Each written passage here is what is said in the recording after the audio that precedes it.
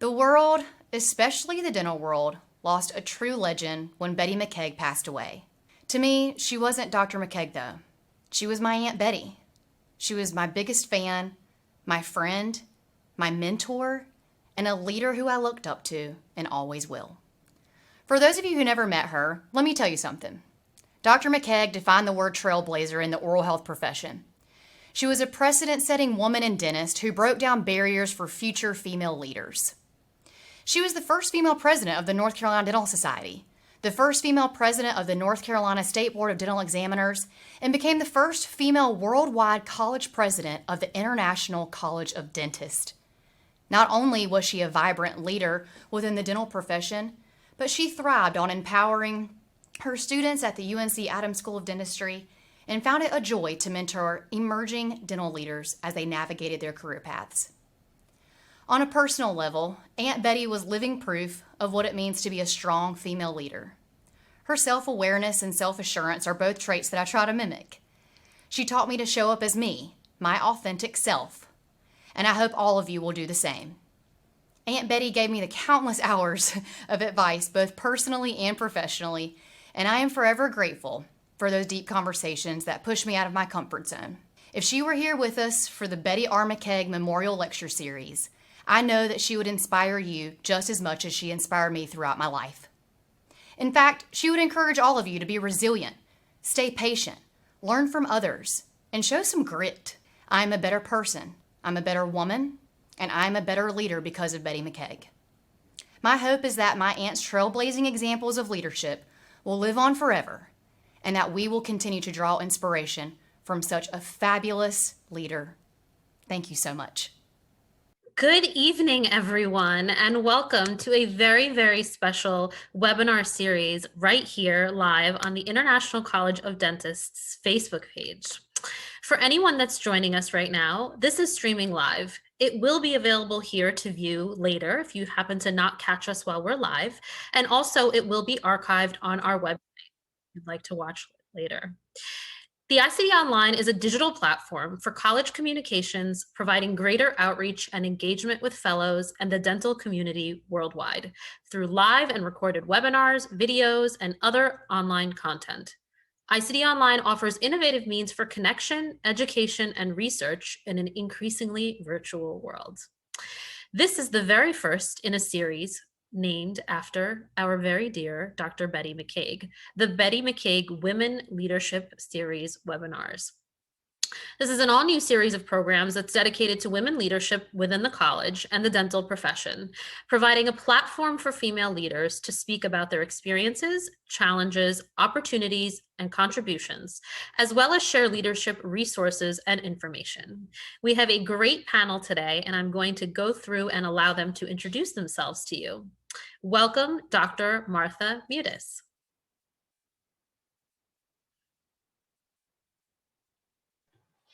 Thank you.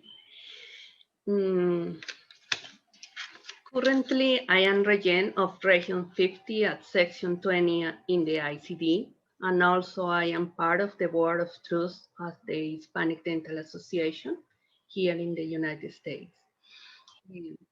Thank you for the opportunity to be here with the other panelists. Thank you. Next, we have Dr. Vicky Pangilinan.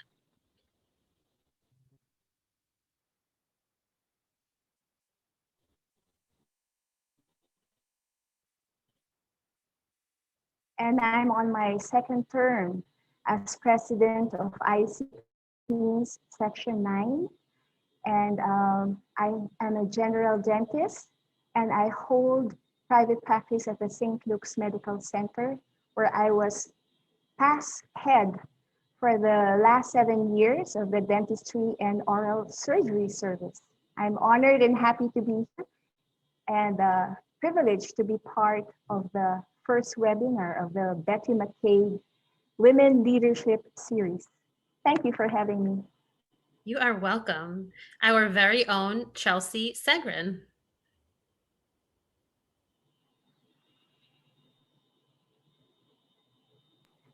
Muted. Sorry about that. Thanks, everyone. I'm usually behind the scenes on these, so I guess my skills on screen need a little bit of freshening up. But yes, I'm the director of operations for the college. I've been working with ICD for almost 9 years now, and my background is in communications, but I knew early on in my career that I wanted to work with an organization where I felt like I could be part of a bigger purpose. And that's exactly what I found with ICD. I have gotten to know everything ICD, from activities and programs to especially the members, and the women leaders. And the members are dedicated to so many amazing things: humanitarianism, education, leadership. And it's really made my job and my career with ICD extremely meaningful. So I'm, again, honored to be here amongst all of you, and excited for the first series of this webinar dedicated to a friend and mentor, Dr. McKaig. Thank you for being with us. And I am your moderator for this evening. My name is Amrita Patel. I am a dentist in private practice in New York. You usually see me on the International College of Dentists USA section, doing lives with leaders from around the country, and kind of trying to build some of the connection back that we lost, especially during the last year. I'm blessed to be able to practice with my father, and very, very honored that I've gotten to represent new dentists and women in leadership locally, statewide, and nationally in the American Dental Association, the New York State Dental Association, and my home component, and of course, the International College of Dentists. So thank you everyone for being on with us. We do love to know who's watching. So if you have a question for any of our panelists, please go ahead and leave it in the comment section, and we will try to get to as many questions as we can. If you just want to say hello and you don't have a question, we love to know who's here, and we like to make mention of the people that are watching. So if you have any messages for any of our panelists, you can leave them there as well, and I will be sure to read them out, time permitting. Again, if you happen to not catch this live, it's going to be archived here and you will be able to view it on our website. We're going to roll right into it. As a female leader, what has been the most significant barrier in your career and how was it overcome? Thank you, answer. Shall I go first? Yeah. Yeah. Okay. I think it would be the balance of work and life, or personal life balance. Especially at the early part of my dental journey, I had 2 miscarriages, and that all at once made me prioritize family life early on. However, once you really want to pursue dentistry and everything that comes with it, you try to navigate this and work around certain parameters. So I had set hours, like non-negotiable hours for family that cannot be broken.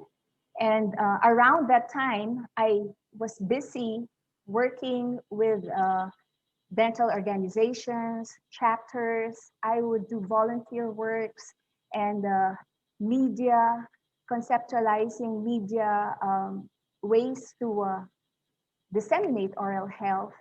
We'd go on missions. And that in itself gave me a full life outside of the workplace.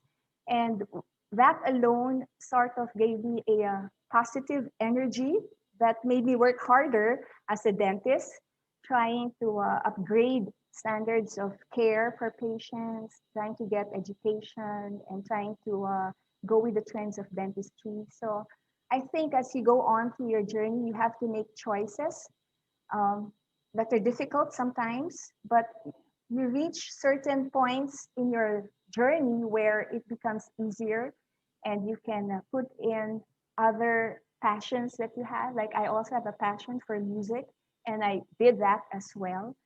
So there you have a win-win situation where you have a balance of work and it's energized by the other side of your mind, the creative mind, and your family life. So that was how I see it.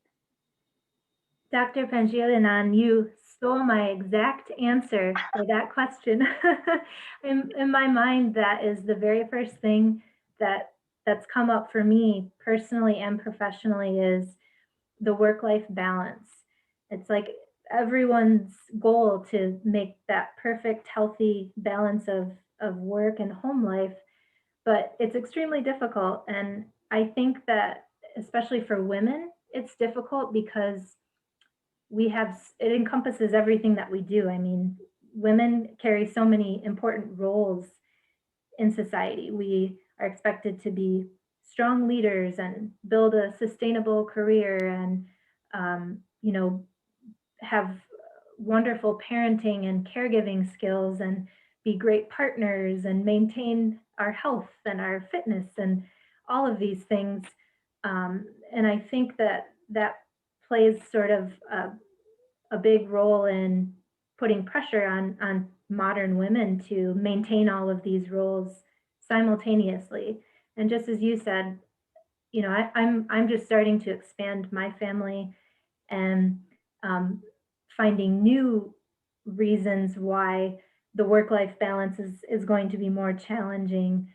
But I think that overall, for me, it's been, a difficult challenge, but a really beneficial one to overcome, because once you hit a wall or you get run down from taking on so many things, you sort of are forced to take a step back and reprioritize your time and what means the most to you. And that's always really helpful. It's sort of like a reset button every once in a while. So I completely agree with you. For me and for many women that I've known in my life, I think that finding that balance and accepting that it's okay to not maintain perfection and top performance all the time is completely okay and acceptable. It's human. But yeah, I completely agree. The work-life balance has been a big challenge, but luckily I've worked for an organization that supports my hard work and my time, personal and professional. And I think that, if more organizations or companies were like the ICD and acknowledged women's time and efforts and empowered them to sort of have flexible decision making in their professional careers, it would certainly help women reach that work-life balance. Yeah. I think Vicky and Chelsea are summarizing very well the challenges that we are facing every day as women. It's not easy to be professional, to be mother, to be wife, to be a friend, to be leader in different organizations. And one of the most difficult times that you live as a leader is when you have to say, I can't. For now, I can't, or give me more time, or it's not the moment. Because in this world, usually as woman, you need to take all the decision at the same time. So it's a good opportunity to tell to yourself and to other women that we are not perfect. We try to do our best, but sometimes we need to take our time to say, okay, we can do it all the thing that we decide to do it. So it's important to take our time to take some rest and think better to do our achievement. Yeah. I love all these great responses. I know our audience is really appreciating them. What impact do women leaders have on dentistry and the oral health community in your country?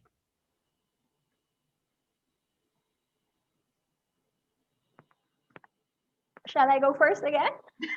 Well, I want to mention that the recent Global Gender Gap 2020 report shows that the Philippines is number 1 in Asia and number 16 out of 153 countries that have narrowed the gender gap. So what does this mean? This means that the women in our country, the women leaders, are now, or for several years now, have been respected, acknowledged, recognized, and have seats in leadership positions. And it's a good thing. Of course, there are some areas that we have not yet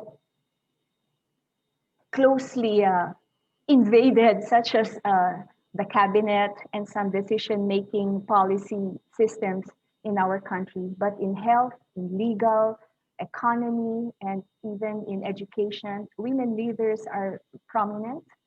And the collaboration of women leaders with the other leaders, the diversity of leadership has been very good in understanding the population that we serve. In fact, as we were mentioning about work and life balance, I think the input of a woman is about integrating work and life. Our views are broad in terms of that, so we can have inputs that will be very good in dealing with the population that we serve. So that's good. Yeah, I certainly can attest to the women in the Philippines that are part of the ICD. I mean, your ICD section year after year has women leading most of your activities. So you notice. Yeah, most of your officers are women, and it's just amazing the amount of activities that you all put out, and humanitarianism activities especially.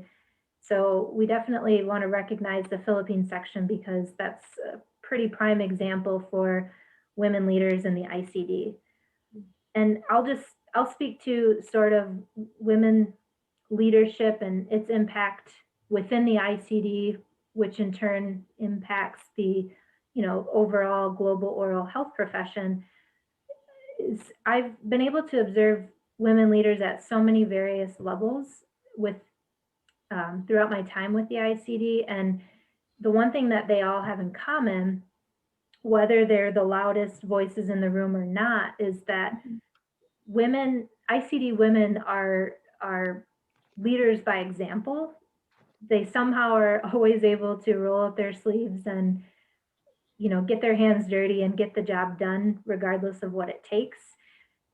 ICD work is not always exciting or super thrilling. I mean, it pays off in the end. We do amazing things, but it's a lot of work. It's complex to work and serve for an organization that's global and has fellows from so many different countries and cultures and backgrounds.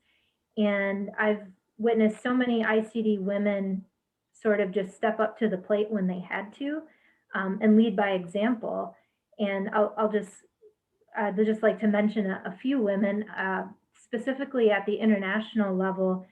I've been able to sort of observe and work with several women, including our international counselors, a couple of whom I'll mention. We have an amazing programs manager, Christine Benoit, who sort of helped launch two of our main programs, our dental safety program and our antibiotics antimicrobial resistance program.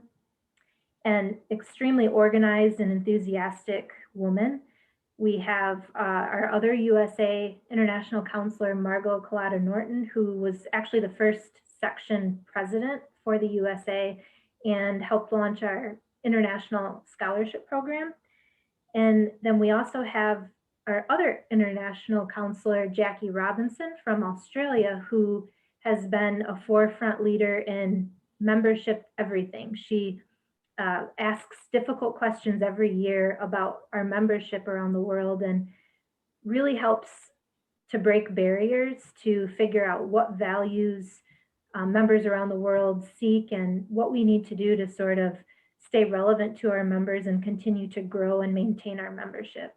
And I could go on for the rest of this hour about the international level of women leaders, but it's amazing what ICD women will do and lengths that they'll go to serve the college. And I think that that's a testament to what ICD women can offer the oral health profession in general.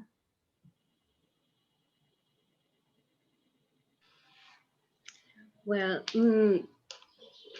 I think I have a long list about the ICD women that I admire, and they are in my heart. But if I need to describe a short list of them, I need to speak about the Hispanic woman at the ICD.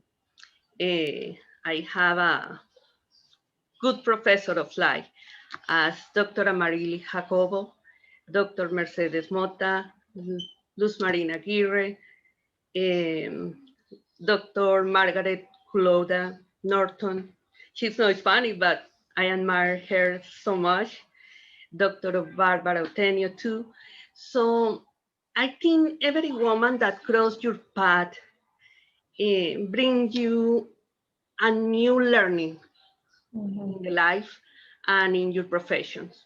So in my case, feel so blessed with all the ICD women that cross my path every day, and they teach me about leadership, integrity, and service that are the core values of the ICD. So they are the best representation of the ICD, and I am sure that the list is more big than the current that I am saying, but I am so proud of all women at the ICD.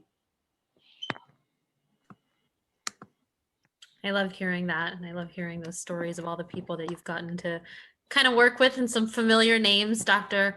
Amaryllis is actually the person that inducted me into Pierre Fauchard a couple of years ago. So we're very lucky to have her here in New York, and she is the trustee to the New York State Dental Association Board of Trustees representing Bronx County, and a really wonderful person.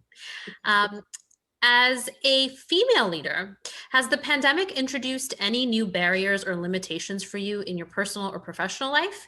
And how have you navigated these challenges? And I think this time we're going to go the other way. So Dr. Mutis, if you could answer first, then we'll go to Chelsea and Dr. Pangilinan. Well, we were discussing with Dr. Kenyali about this context, the pandemic in our lives. And it was very difficult to cancel a lot of humanitarian activities that we have last year in Dominican Republic, in Guatemala, and in other places, including in Africa, with one of our ICD fellows, Dr. Stephanie Chamot. And initially, when the pandemic started, we decided to wait for 1 month, for 2 months, for 3 months, trying to say, okay, don't worry, in 2 months we can start again. But we decided that it was not the best moment, and how to change the situation that we are living with our partners in different parts of the world, especially, for example, in Dominican Republic, Guatemala, and Haiti. The decision was to learn about the situation that we are living and change the situation that we were facing. In our case was to conduct several virtual meetings and virtual course about how to overcome the situation that we were living. For example, teaching skills in teledentistry, teaching skills about the new trends in biomedical security, and how to approach the people about the possibility to get the vaccination, and improve several concepts that we were new in this pandemic context. So I think the ICD fellows around the world are doing very well improving the skills, adapting themselves in the new context, in the new normal that we are living. And it was not easy. The pandemic changed all, but we are working on.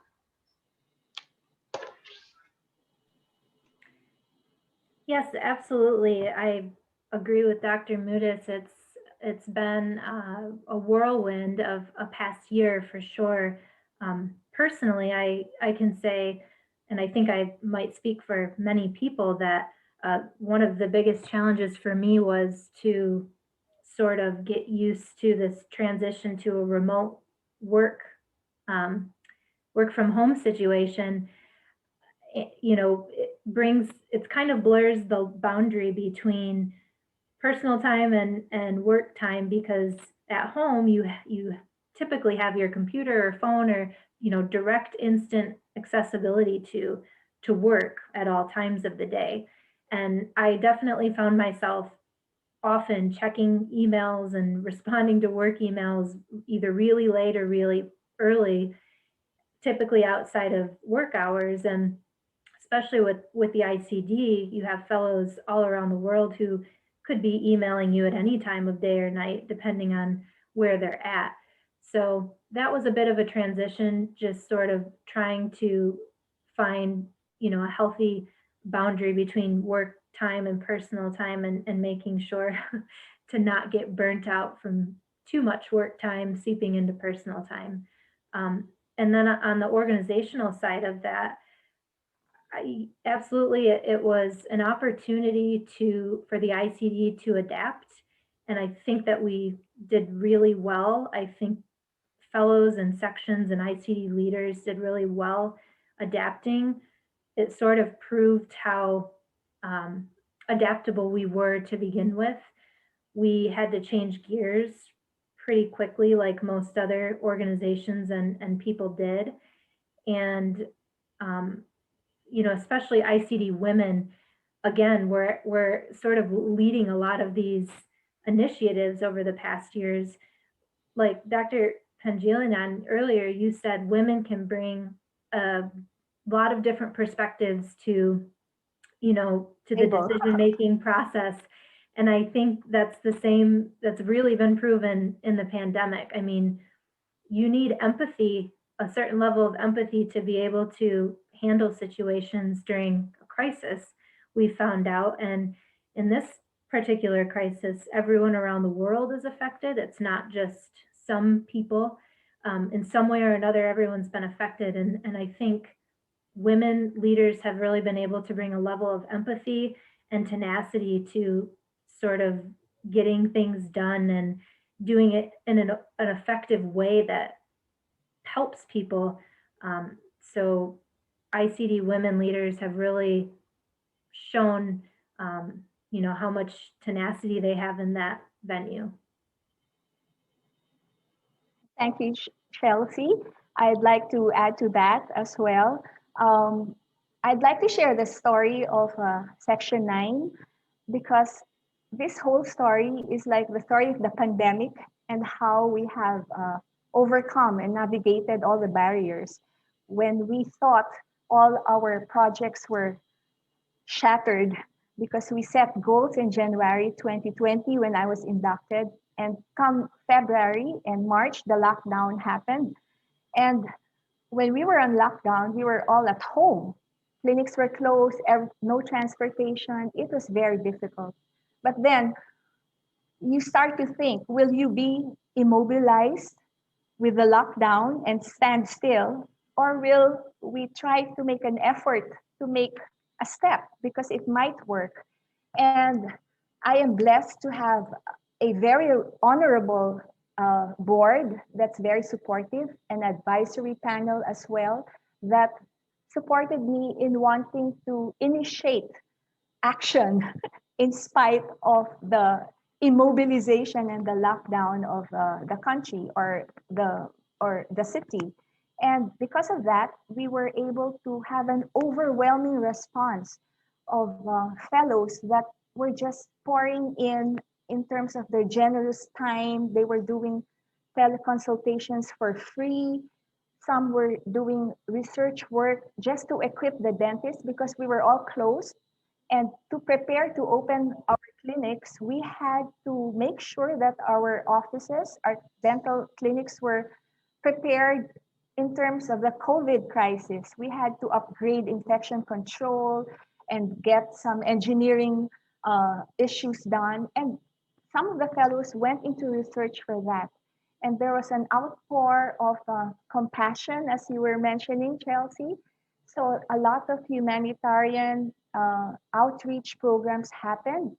There were a lot of donations and pledges that came in, and we were able to find ways to make them reach the affected communities. So some were, because we were all at home, some of the women, that's why you would think of the balance and of being a family oriented person, which is us women. Some were cooking the meals, preparing the meals for the health workers every day and just delivering them to the hospitals. We had the pediatric group of fellows that prepared personal hygiene kits for health workers and caregivers who were just locked down in the hospitals. So a lot of movement were going on, and I'm just so happy because this inspired other fellows to join the wagon of moving towards helping the communities that were affected by the crisis. So I guess apart from the barriers that happened and from getting over the hump of all these, I think the influence, we were more contagious than the COVID virus. Yeah. It was Yeah. once you're able to communicate this to the fellows and you're able to recognize and acknowledge what was happening, then other fellows started to move as well. There was even a family who had the 3D machine and made their own face shields and distributed them to the checkpoints, to the vendors, to the drivers, and a lot of people moved into the streets just to help. So there was an overwhelming outpour of giving of themselves. So I was very thankful for 2020 because it worked well for Section 9, and I'm so proud of what has happened in our COVID experience. We have turned it into something good, which I hope will inspire others as well. Such a great story to hear. Thank you all Yeah. for sharing from all of your respective places. In what ways has COVID-19 impacted the dental community, ICD fellows, and specifically women in your country? How have you stayed engaged with ICD fellows during the pandemic?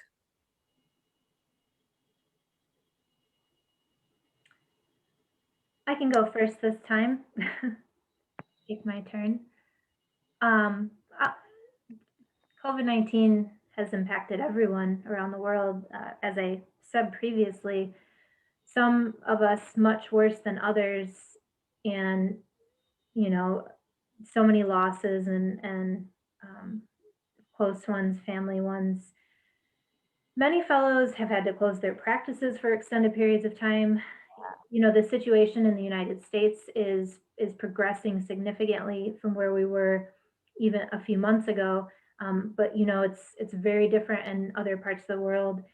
You were just talking to us earlier about the Philippines going back into a lockdown right now. So the thing about ICD is that we have so many fellows in so many different situations and stages of this pandemic that it's really affecting everyone differently and at different times. And that's been one of the really complex things that the college headquarters has had to take into consideration in pretty much everything that we've done for the past year, because what one fellow might be experiencing is maybe completely different from what another fellow is experiencing. So but again, it has allowed ICD fellows, especially leaders, to sort of come forward and create new opportunities for the college to turn a leaf, change gears, and find new ways to be relevant, to be useful, to be helpful to fellows. For example, last year we had to cancel our international council meeting that's typically face-to-face, and it's once a year. So it's the only time our international board members actually get to gather in person, socialize, and see each other. And that was extremely disappointing. We also had to cancel our very well and long planned centennial celebration in Japan, another extremely difficult decision. But we did find ways to sort of get things done. We ended up having our first virtual council meeting in October, and we accommodated over 30 people in, I think it was 19 different time zones, on a Zoom call. And it took a lot of coordinating, of course, and planning, but we pulled it off enough to allow the council to meet, see each other, exchange updates, and really get the most important decisions of the college made for 2020, so that we didn't have to sort of just put the entire year on hold. And I know a lot of other sections had, just like the Philippines, and Dr. Mutis, you were saying fellows had a lot more virtual meetings. It kind of forced us all to learn technology, whether we were already familiar with it or not, and meet more often. I think I've seen more people on Zoom over the past year than I ever have in my entire career with ICD. And that's one of the big opportunities I think that all ICD fellows have experienced, is being able to, or being forced to, learn how to connect in alternative ways than just face-to-face. And once you sort of are familiar with that connection, it's contagious and people want to keep that up. And I think that that's going to be the way of the future for ICD. Of course, we can't wait to get back to face-to-face meetings and events.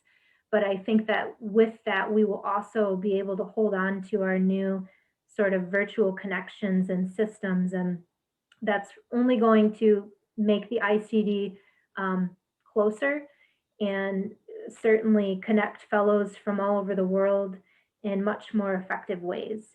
So overall, I think that unfortunately, COVID-19 continues to impact the dental community and all of our fellows around the world, but we at the same time are continuing to learn so much and adapt pretty well in this new COVID era and into our second century of ICD's existence.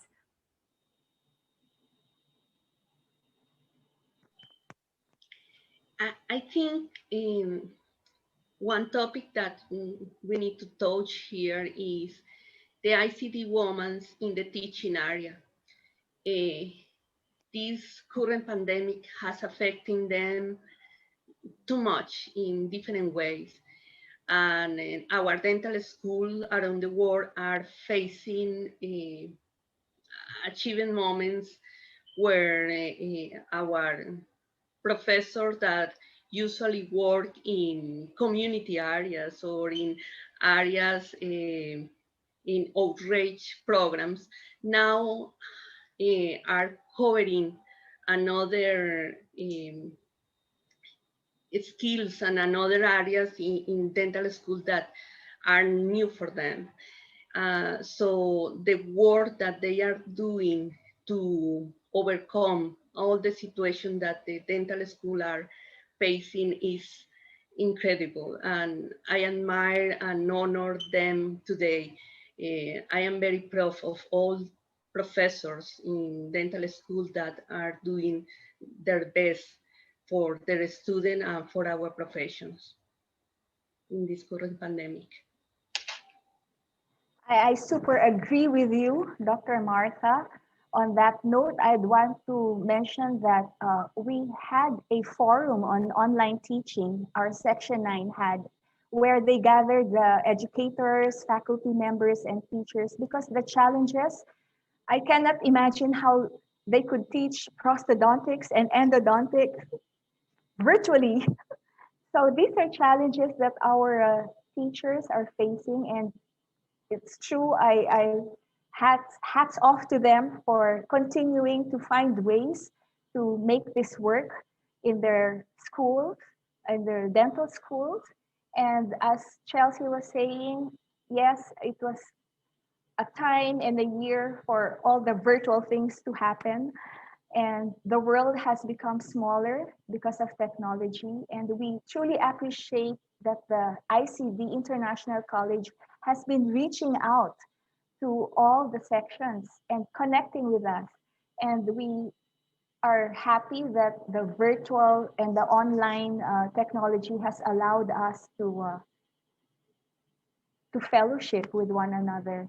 And it's good because before this happened, we were just like on our own and waiting for face-to-face gatherings, which were not always possible because we would have to go to the US or to Italy, or at that time we were all preparing to go to Japan, to Nagoya. But now things can happen right at your very home in front of you, and we are appreciating that now. Absolutely. I want to make some mentions of the people that are watching and read some of the messages that they are sending. Dr. Pangilinan, it looks like your whole family is on. Cheering for me? Carol says, "Go mom." I love that. John Tolner says that he had the good fortune to work with Chelsea, Emily, and Christine Benoit, all dedicated and supportive women. And John is the director of our dental safety program. And lots of other people from all around the country and here and all around the world are watching and sending their good wishes. I'm going to roll right into the next question. Despite women's increased representation in the dental industry, there is still inadequate representation of women in global policy spaces. In what ways can women dental leaders play a larger role in the policy and decision-making systems of public health and oral health in a post-COVID world? That's a hard question. Okay, I think decision making starts from the basic unit of family, and then you move into making decisions in a department, a chapter, an organization, and ICD, now in the whole system of the oral health community. I think it's about finding your strength and your passion for being part of policymaking. Not everybody have that in them. Even though we make decisions for the organization, policymaking sometimes needs another facet where you can really do research work, and it has a lot of work involved when you want to make policies and decisions for a whole dental community. I'm blessed that we have one in our section who is actively, Dr. Lisa is actively heading the clinical guidelines developing CDG, clinical practice guidelines for the Philippine Dental Association. So her being there can influence others who have the same passion. Her being there can model that those people who are interested in serious policy making can actually join a team, be trained for it, and initiate decisions or opinions that could work for the better good of the whole dental community. So I think, yeah. Yeah. Go ahead, Dr. Mutis. Okay. I think that we need to be more involved in policy markers team. Yeah. One of the steps is to be part of organized dentistry in our countries. We need to be part of supporting advisory teams at national and international level. Why? I think that woman has the possibility to see the forest, but also the trees. So every time that I have had the opportunity to be part of international or national teams, I noted that we work better with our partners, with our colleagues, when we noted what is missing in the global idea about a possible rule, possible statement. And we always make the point, the opportunity points, or the touch, the valued touch that make the better contrast that usually is no doing if we are not involved.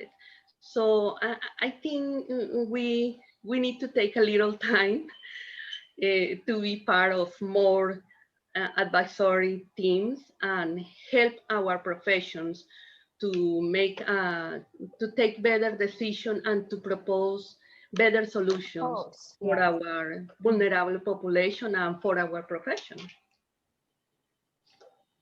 Dr. Mutis, I love your metaphor that women can see the forest and also the trees. I'm going to steal that one, but I strongly agree with both of you. I think that especially I still consider myself fairly early in my career. There's a lot of things I'd like to do, but having women in advisory roles and as mentors, and that's extremely beneficial because it tells, it gives hope for the next generation of women coming up that they can see themselves in these mentors of women who are doing amazing things. So I think that in order to create policies that are more equal and will close the gender gaps and will provide opportunities for women leaders to advance, I think in order to create those policies, women have to be not only present in the decision-making process, but inclusive. They have to be voices in the room. They have to be the ones putting forth suggestions and ideas. And I think the more that women are doing that, the more women in the incoming and upcoming generations will be inspired to do the same thing and to follow in those footsteps. So it's about modeling sometimes, because absolutely, a lot of women are timid and not very much into communication. So, but the women now are more vocal, and I would say are doing are initiating some action and being able to voice out their opinion. Definitely. And what advice would you three give to the next generation of aspiring female leaders in your profession? And are there any resources you'd like to share with our viewers today? My passion is really students, residents, and new dentists, and I see so many really inspiring, hardworking students, residents, and new graduates that really are going to go out there and help secure the future of our profession. So, what advice do you have for all of them? I'll go first. I'll just do a plug for Dr. McKaig, since this webinar is dedicated to her. She was the first international president of the International College of Dentists. And so she actually served on our executive committee for 3 years. I was lucky to spend a lot of time working with her and for her during those 3 years.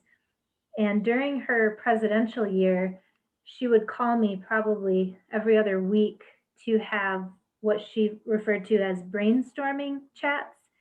And really, it was just 45 minutes of her giving me ideas and bouncing off suggestions all about ICD related things, whether it were with strategic planning or programs, new campaigns going on.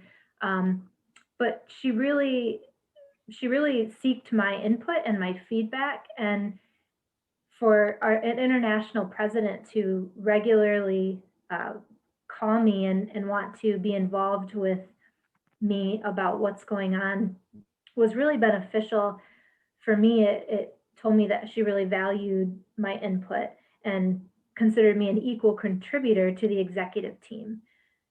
So I know that Dr. McKaig was really confident in her individual leadership skills, but she never underestimated team, the value of a team. And as someone who's really independent, I have a tendency to sort of get caught up in doing things independently and on my own. And Dr. McKaig and many other women have really helped me realize the value of a supportive and a collaborative team over the past, 9 years that I've been with the ICD. So I guess my one piece of advice for aspiring women leaders is that most of us, we already have traits or characteristics or capabilities that we can definitely be leaders, and we are leaders, but never underestimate the value of a supportive and a collaborative team standing with you and behind you, because I think that can only enhance your leadership path.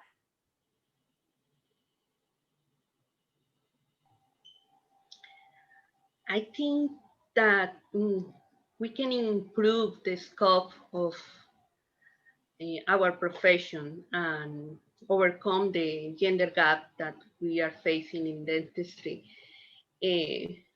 working in collaborative way, working together, creating more programs and activities where other ICD women can be involved. But also creating opportunities to work in interprofessional collaborations. This pandemic showed us that we are not a solo profession. We need to work with other professionals, physicians, nurse, to be stronger. So my advice is to work in groups, to work in collaborative way, and teach by the example. All right. I agree with both of you. And my advice to the younger generation is first to be true to themselves in what they want to be, what they aspire to become, and what they want to envision and how they want to envision themselves. Because once they know that, then they could work on their strengths and their abilities to improve this, to hone this towards that goal. There are a lot of possibilities in achieving one's goal and what one wants to be in the future. And the barriers will definitely be there, but there will always be a way to navigate around it and to go over the hump, because we all need some failures to be better leaders in the future, and this will only make us stronger.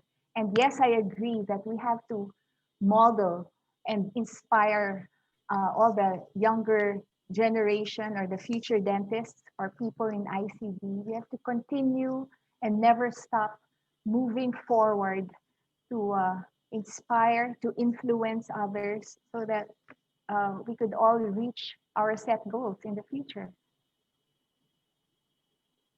I love that. Thank you so much. And I know that everyone watching does too. I think there's a couple more friends and fans. Janice Moriarty says, Chelsea, you are an eloquent cheerleader for us. Thank you. Margot said, we thank you for your leadership, Dr. Martha, and you are a star, Chelsea. You are always helping us to do our jobs well.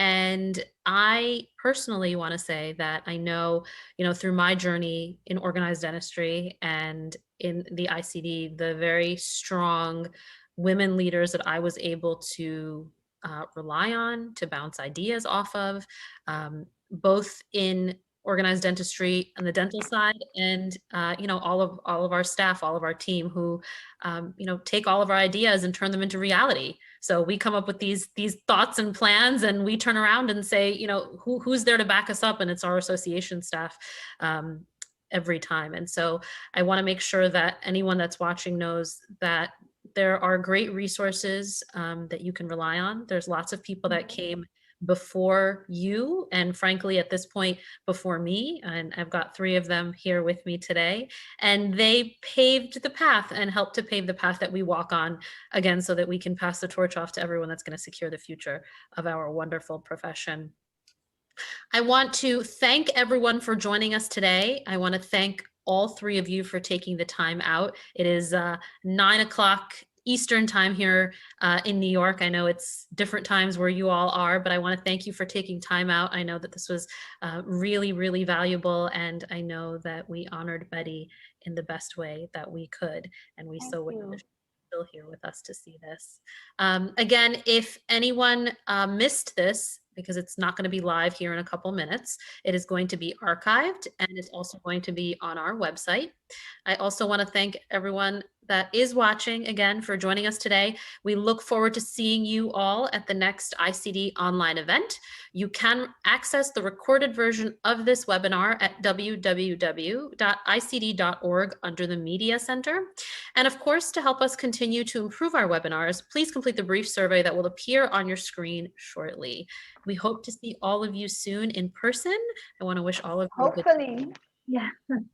And be well. Have a great evening. Stay safe. Thank you. Yes. Thank you.